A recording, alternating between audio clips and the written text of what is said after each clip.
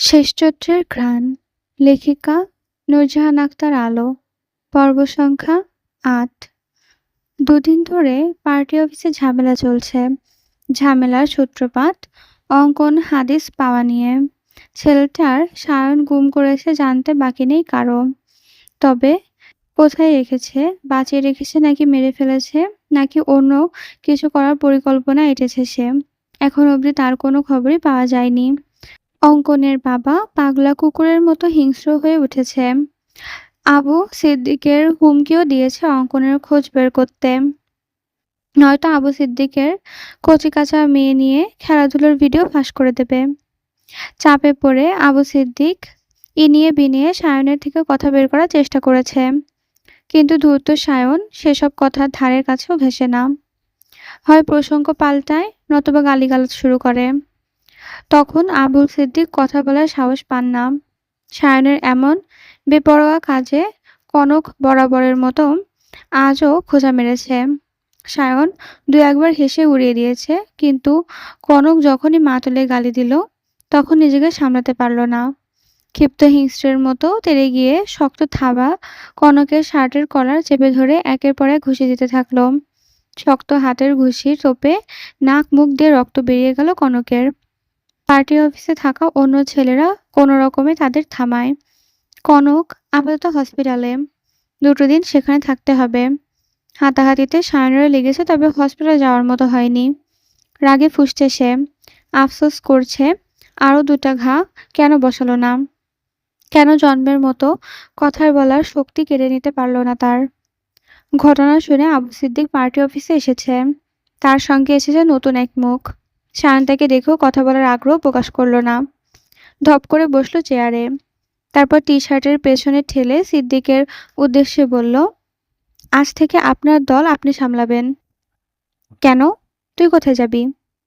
সেই কৈফিয়ত আপনাকে দেব না। সায়ন, আজকাল বড্ড চাটাং চাটাং কথা বলছিস তুই। কার সাথে কথা বলছিস ভুলে যাস না। ভুলিনি এখনো। ভুললে সশরীরে বসে থাকার শক্তি পেতেন না। 3 রাস্তার মোড়ে পার্টি অফিস বানাচ্ছিস শুনলাম। কি এমন হলো যে নতুন করে পার্টি অফিস দরকার পড়ল? কেন? এর উত্তর আপনি ভালো করেই জানেন সিদ্দিক ভাই। তাও যখন আমার মুখ থেকে শুনতে চাচ্ছেন, তাই বলছি। আমি আর আপনার দলে থাকবো না। না মানে না। আর না আপনার কাজে করব। এবার থেকে আমার দলে ডিলার আমি। আখের গুছিয়ে নিয়ে এখন আমাকে এই বুড়ো আঙুল দেখাচ্ছিস? তা পারবি তো টিকতে? সায়নের আখের টানের প্রয়োজন পড়েনি, পড়বেও না। আপনার মতো আমি বসে থেকে উঠে আসিনি সিদ্দিক ভাই। আর না ফকিন্নি ঘরের ছেলে। আর না দলে ঢুকে আমি আমার বান্ডিল বান্ডিল টাকার বিনিময়ে কিনে নিয়েছি। তাই এসব বালের ক্যাছা অন্যকে শোনাবেন। যদি দান ভিক্ষা আসে, আমি শুরু করলে কিন্তু খুব একটা ভালো হবে না। সিদ্দিক অপমানটুকু গিলে নিল। জল শক্ত করে দাঁতে দাঁত চেপে তাকিয়ে রইল সায়নের দিকে। সায়ন কিছুমিছু আন্দাজ করছে কিনা জানতে উনি নিজেই সামলালেন। তারপর শুধালেন, শুনলাম নির্বাচন করবি? করব। এতদিন তোকে আমার ডান হাত বানিয়ে লোকের কাছে মুখ চালালাম, সঙ্গে সঙ্গে নিয়ে ঘুরলাম, রাজনীতিতে রাজ করবার কৌশল শিখালাম। তুই কিনা এখন আমার পেছনে বাঁশ দিতে উঠে পড়ে লেগেছিস। হুম, ভুল বললেন ভাই। বরং আপনি আমার কারণে সকলের মুখে মুখে এসেছেন। নয়তো আগে যা ভেদাচোদা ছিলেন, আপনাকে দিয়ে আর যাই হোক অন্তত রাজনীতি হতো না। তাই এসব সাওয়া আন্ডামির বাদ দেন, নয়তো ভণ্ডামি করার জন্য ওইটাই আর থাকবে না। তোর কি মনে হচ্ছে তুই ইচ্ছে করে শত্রুতা তৈরি করছিস? এর ফলে ভালো হবে না সায়ন। না হলে নাই, ভালো জিনিসে অ্যালার্জি আমার। তাহলে আমার বিপক্ষে সত্যি সত্যি দাঁড়াচ্ছিস বোধ হয়। হঠাৎ এই সিদ্ধান্ত কেন? বউ বলেছে অন্যের পা না চাটতে। সে আমার চাটাচাটি একদমই পছন্দ করবে না। তার কথা মাথায় রেখে সিদ্ধান্ত নিয়েছি। বাঁচতে হলে বীরের মতো বাঁচবো, নয়তো প্রাণের মারা দেহতে মাটিতে লুটিয়ে পড়বো। একথা বলে দাঁড়ালো। তার বরাদ্দকৃত রুমে তার প্রয়োজনীয় জিনিসগুলো নিয়ে হাঁটা ধরল 3 রাস্তার মোড়ের দিকে। তাকে যেতে দেখে দাঁড়িয়ে থাকা গুটি 30 ছেলেও সিদ্দিকের দিকে তাকিয়ে হাঁটা ধরল। আজ থেকে তাদের দল আলাদা, পার্টি আলাদা, লিডার আলাদা। আজ থেকে তারা শাহরিয়ান ভাইয়ের লোক মোট কথা, তারা এতদিন সিদ্দিকের সঙ্গে ছিল সায়নের কথায়। সিদ্দিক যদি শাহরিয়ার ভাইয়ের ছোট বোনকে কিডন্যাপ করার ব্যাপারে সঙ্গ না দিত, তাহলে তারাও দল ছাড়ত না। আর না এতদিনের গড়া অবস্থা শাহরিয়ার ভাই এভাবে পায়ের তলায় পিষে দিত। গলা ছেড়ে গান গাইতে গাইতে ধারালো একটা করাত নিয়ে গুদামঘরে ঢুকলো আজমল। অন্য হাতে প্যাকেটে মোড়া টাকিলা। আজকের আসর খুব জমবে। টাকিলা গলায় ঢালতে ঢালতে করাতের কাজ সারবে। বহুদিন টাকিলার স্বাদ নেওয়া হয় না। শাহরিয়ার ভাইকে সাহস করে সে বলতেও পারে না একটা টাকিলা কিনে দিতে। গতকাল রাতে শাহরিয়ার ভাই নতুন পার্টি অফিসের রুমে তাকে ডেকে হঠাৎ শোধালো, বিদেশি ব্যান্ড নাকি খাঁটি বাংলা।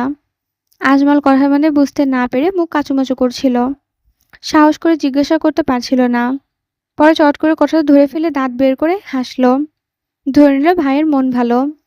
কারণ মন ভালো থাকলেই ভাই সবাইকে নিয়ে আড্ডা দেয়, মজা করে, নিজের খরচ ব্যান্ডের শাখার সুযোগ দেয়। আজও হয়তো সেই দিন বোধহয়। মনে মনে এইসব ভাবছিল সে। খুশিতে ঝলমল করছিল তার চোখ মুখ।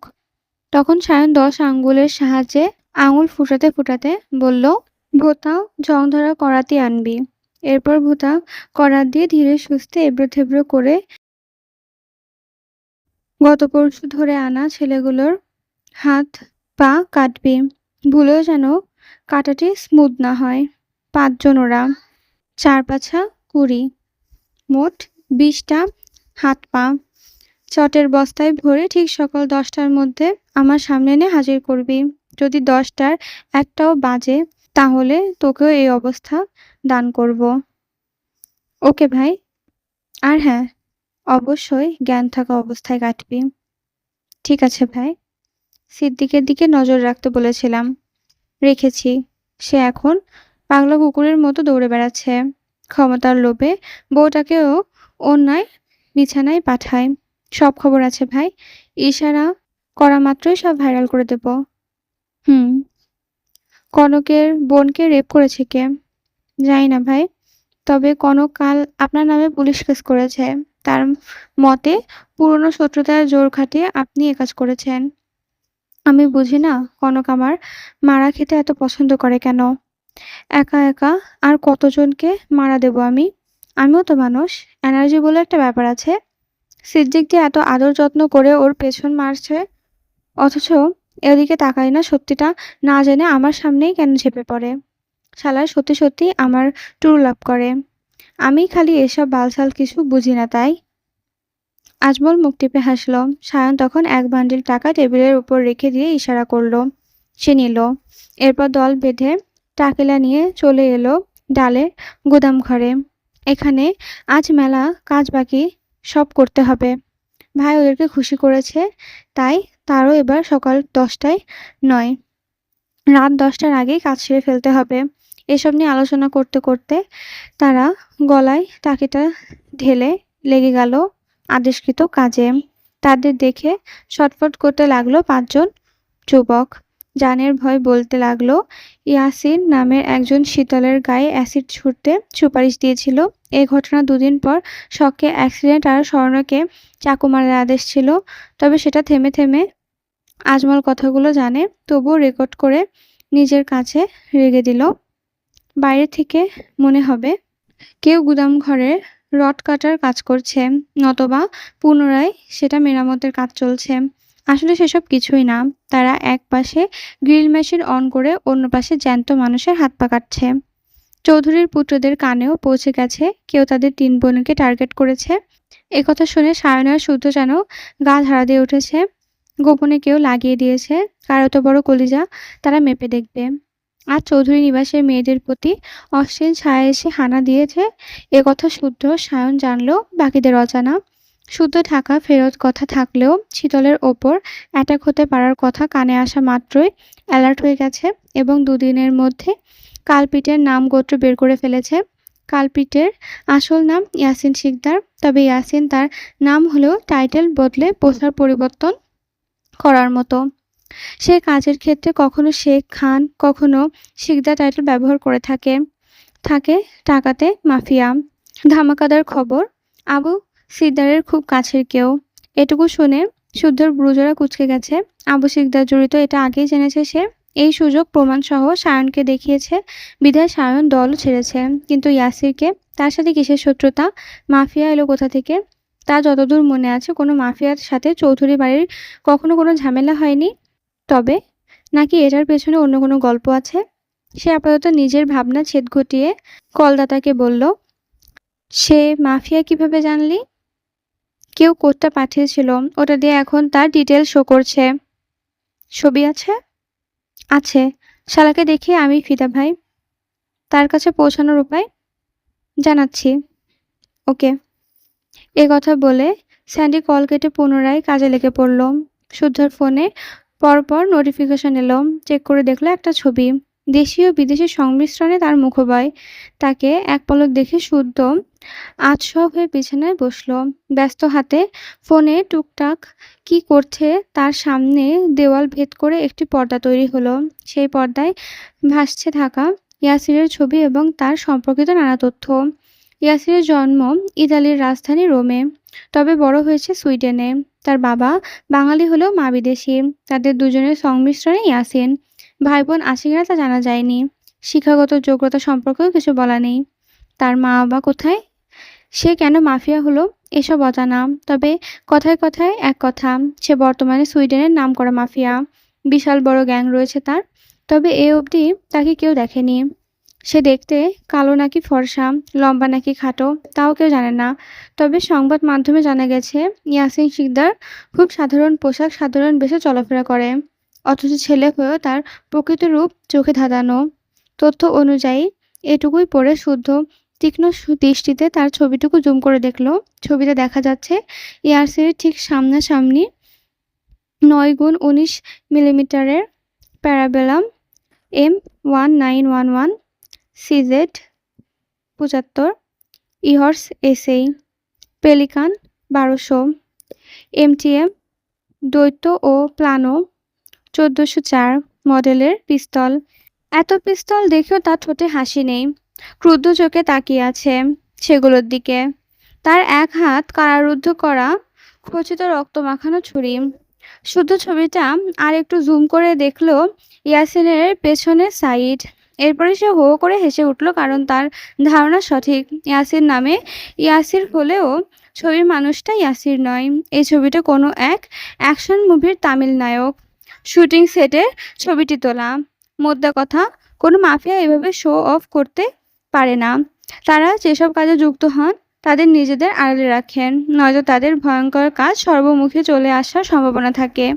ইয়াসির যদি এটা না হয় তবে কেনই বা সে নিজে এভাবে পুরো পৃথিবীর সামনে তুলে ধরেছে?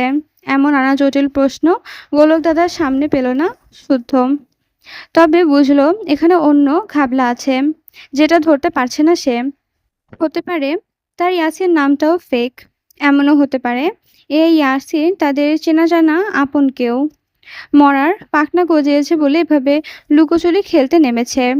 শুদ্ধ পা নাচাতে নাচাতে কিছু ভেবে ফিচেল হাসলো। এই হাসির মানে কেবল সেই জানে। আজ প্রায় 2 দিন হলো আহনাফের সঙ্গে কোনোভাবে যোগাযোগ করা হচ্ছে না। ফোন বন্ধ। মাঝে মাঝে কল ঢুকলেও কল রিসিভ করছে না সে। আর না নিজের অবস্থানের কথা জানাচ্ছে। একমাত্র ছেলের খোঁজ নিতে না পেরে আহনাফের মা বাবা অস্থির হয়ে উঠেছেন। পরিচিত যাদের জানেন চেনেন তাদেরকেও খোঁজ নিতে পাননি তারা। অগত্যা ভেবেই নিয়েছেন শখের সাথে বোধহয় কিছু হয়েছে।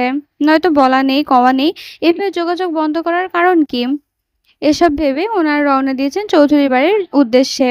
সরাসরি কথা বলা দরকার। ছোট ছোট সমস্যাগুলো একটা সময় বড় বিরাট আকার ধারণ করে। মোট কথা, মাত্রই কদিন হলো ওদের এঙ্গেজমেন্ট হয়েছে। এর মধ্যে কি এমন সমস্যা হলো যে সে যোগাযোগ বন্ধ করে দিল? কই, আহনাফ তো এতদিন এমন কিছু করেনি। হ্যাঁ, বহুবার রাগ করেছি, কিন্তু এভাবে একেবারেই লাপাত্তা হয়ে যায়নি। অর্থাৎ বুঝতে হবে ঘটনা অন্য কিছু। তবে অন্য কিছুটা কি এগিয়েই না হয় জানা যাবে। এতদিকে এত কিছু ঘটে গেলেও অথচ সব কিছুই জানে না। জানবে কিভাবে? রুমে ফোন রেখে ভাই বোনদের সঙ্গে বাগানে এসেছে সে।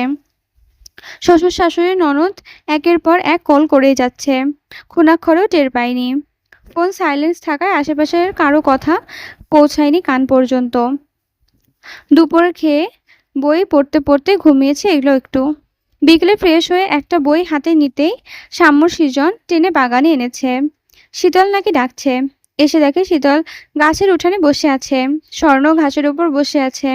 দেখে মনে হচ্ছে তারাও জোর করে ঘুম থেকে টেনে নিয়ে তোলা হয়েছে। শখ স্বর্ণের দিকে একবার তাকিয়ে উপরে তাকালো। শীতল মগডালে বসে পা দুলতে দুলতে পেয়ারা খাচ্ছিল, ওড়না কোমরে পেঁচিয়ে রাখা। শখ তাকে দেখে নিজেও ঘাসের ওপর বসলো। শীতল তখন 4টা পেয়ারা ছুঁড়ে দিল ভাই বোনদের দিকে। সাম্য সৃজন শখ স্বর্ণ কামড় বসালো ডাসা ডাসা পেয়ারায়। লাল পেয়ারা, খেতে খুবই মজা। পেয়ারায় কামড় বসিয়ে কিছু একটা ভেবে শীতল শখকে ডাকলো, আপু। হুম। তোমার হবু শ্বশুরের অ্যান্টিনায় সমস্যা আছে নাকি? ছোট বোনের মুখে হবু শ্বশুরের নামে এসব কথা শুনে ভ্যাবাচাকা খেয়ে গেল শখ। পেয়ারা চিবোনো থামিয়ে চোখ তুলে তাকালো, দাঁত বের করে হাসা শীতলের দিকে। বোনকে তাকাতে দেখে শীতল সাহস পেল। সে বুক ভরে নিঃশ্বাস টেনে বলল, আমার মনে হয় সমস্যা আছে। ছি ছি, এসব বলতে নেই বোন। তুমি বলো, সমস্যা না থাকলে ভাইয়ের একটা ছোট ভাই ডাউনলোড করলো না কেন? করলে তোমার সাথে আমিও ওই বাড়িতে আস্তানা কেটে বসতে পারতাম। শখ বিস্ময় নিয়ে তাকিয়ে আছে। এই পাজিটা কি সব বলে? বোনের মুখ দেখে শীতলের পেট ফেটে হাসি পেল, কিন্তু হাসলো না, বরং শখকে আর কিছু ভরকে দিতে বলল, তোমার শ্বশুরকে ফোন দিয়ে বলো তো আরেকটা ছেলে ডাউনলোড দিতে। কাজকর্ম যা করার এখন থেকে শুরু করতে বলো। কানা বোঝা যেমনই হোক, ছেলে হলেই হবে। দাও দাও, এক্ষুনি ফোন দাও। এমনিতে অনেক দেরি হয়েছে, তাছাড়া শুভ কাজে দেরি করতে নেই। এ কথা বলে শীতল থামতেই সাম্য গেটের দিকে উকিঝুঁকি মেরে একটা সাদা গাড়ি বাড়ির মধ্যে ঢুকে আসতে দেখে বলল, শীতল আপু, গাছ থেকে নামো। শুদ্ধ ভাই কিন্তু বাসাতেই আছে। তোমার জন্য আমাদেরকেও না পানিশমেন্ট পেতে হয়। এই এই বেয়াদব, আমি তো শুদ্ধ ভাইকে ভয় পাই নাকি? জানিস, তোর পেয়ারের শুদ্ধ ভাই আমাকে ভয় পায়। আমাকে, এই শীতলকে ভয় পায় তোর সোয়াইব শুদ্ধ ভাই। যা, ঢপ মারার আর জায়গা পাও না। আমি ঢপ মারছি? আমি প্রমাণ দেব, দেখবি? হুম, দেখব। ঠিক আছে, আগামীকাল শুক্রবারই প্রমাণ দেব। তখনই মিলিয়ে নিস আমার কথা। এই শীতল মিথ্যা বলে না রে পাগলা, বলে না। ঠিক আছে। শখকে পচিয়ে শীতল এবার স্বর্ণকে বলল, আপু, 3 রাস্তার মোড়ে বড় একটা কসমেটিক্সের দোকান আছে না? ওই দোকানের মালিকের ছেলেটার নাম রিহান। সে তোমাকে খুব পছন্দ করে, কিন্তু ভয় বলতে পারে না। সে আমাকে 2 ডজন চুরি ঘুষ দিয়েছে তোমাকে কথাটা জানানোর জন্য। ও, সে আরো বলেছে আমি তাকে দুলাই ভাই ডাকলে আরো অনেক কিছু দিবে। দেখেছিস? না। কেন? তুমি পারমিশন দিলে ডাকবো। দুলাভাই হিসেবে তাকেই পছন্দ হয়েছে? না। কেন? বেটার দাঁত হলুদ, দেখলে মনে হয় 12 মাস 10 দিনে ভুগছে। আহনাফ ভাইয়ের মতো স্মার্ট না, কিন্তু আমার মতো কিউট মেয়ে দুলাভাই হতে হলে smart, handsome, chocolate boy type হবে, নয়তো সমাজে মুখ দেখানোর উপায় থাকবে না। তাহলে কি ক্যান্সেল? হুম। তাহলে চুড়িগুলো ফেরত দিয়ে দিস। আগে দাঁতের চিকিৎসা করুক, তারপর না হয় শাড়ি বানানোর চিন্তা করবে। ওকে। এভাবে কথায় কথায় গল্পে গল্পে ভাই বোনরা মিলে দুষ্টুমি করতে লাগলো। তখন সেখানে নিঃশব্দে শুদ্ধ উপস্থিত হলো। তাকে দেখা মাত্র সবাই চুপ। শীতল পাতার আড়ালে নিজেকে লুকানোর চেষ্টা হয়েছে।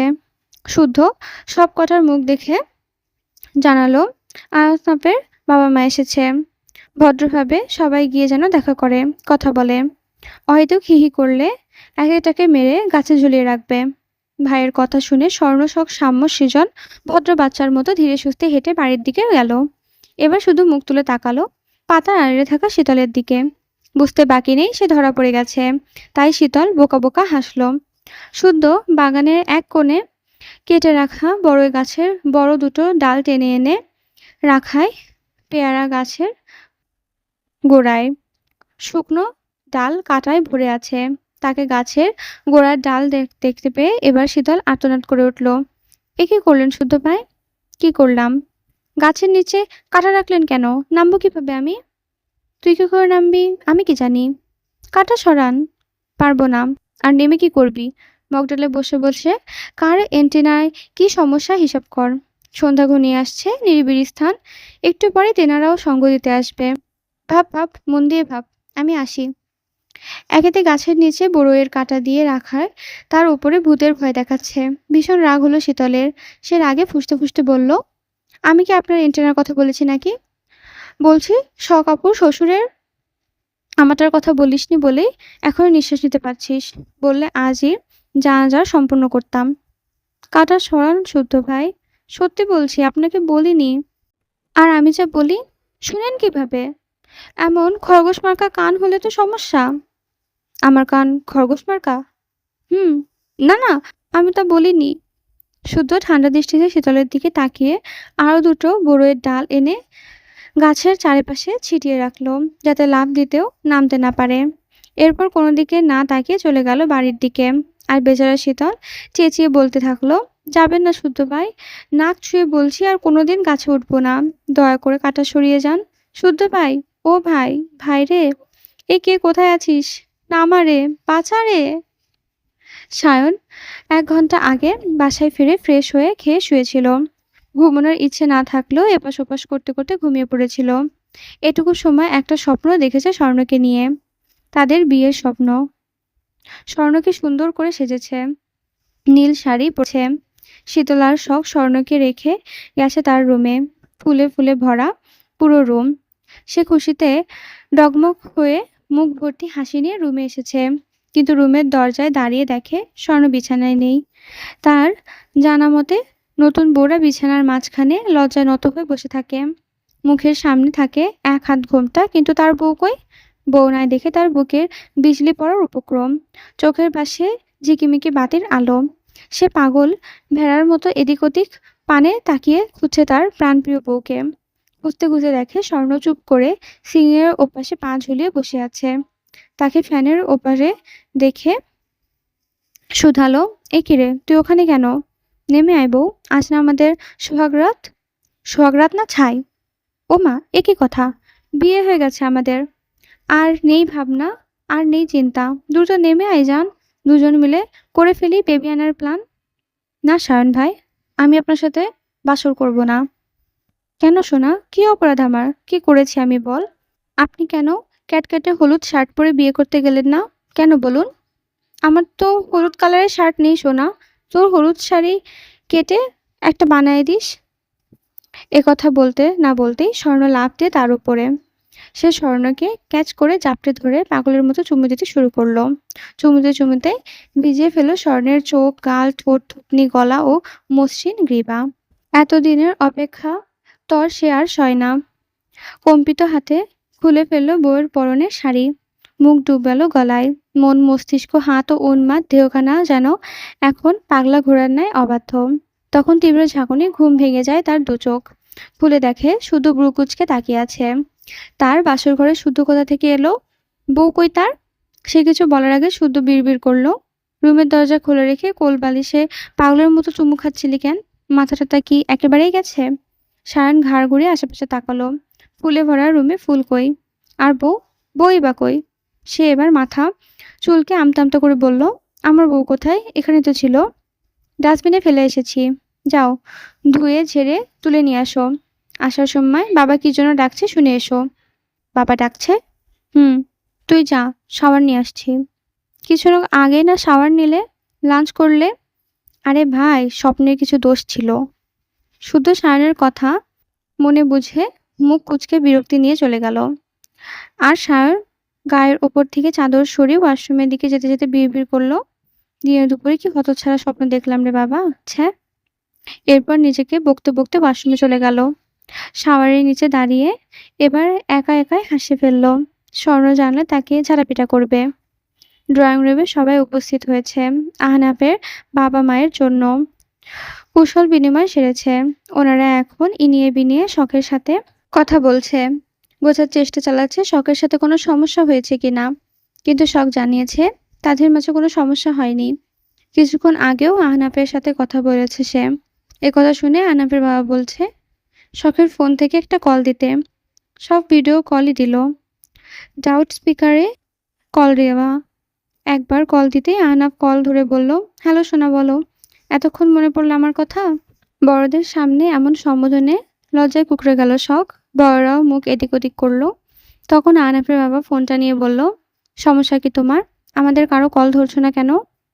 কেন ধরছি না ভালো করেই জানো। যাই হোক, তোমরা এখানে কেন হঠাৎ? যাদের বাড়ির মেয়ে নিয়ে এত সমস্যা, তাদের জানাতে হবে না পুরো ঘটনা? না, বাসায় যাও। এ কথা আগে ভাবা উচিত ছিল।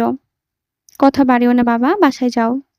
ওনাদের বাবা ছেলের কথা শুনে ভ্রু কুঁচকে তাকিয়ে আছে শারাফাত চৌধুরী।